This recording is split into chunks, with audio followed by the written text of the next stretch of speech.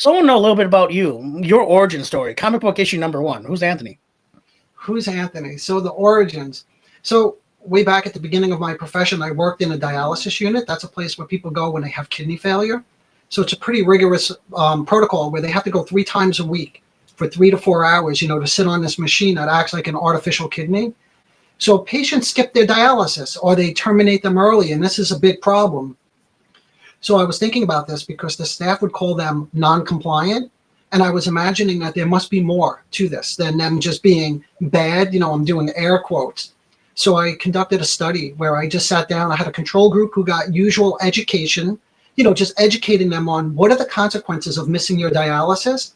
And then I gave the experimental group a psychotherapy intervention, which just basically means I spoke to them to try to understand what's going on that you're skipping or shortening your sessions. And what I came to discover is many of them were living in a fantasy, an illusion, we call it, that they were in denial. They really didn't believe that they needed the dialysis.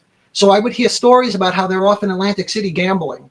And who could blame them, right? Because the alternative was what? Sitting in a dialysis unit getting yelled at by the staff that you're not compliant.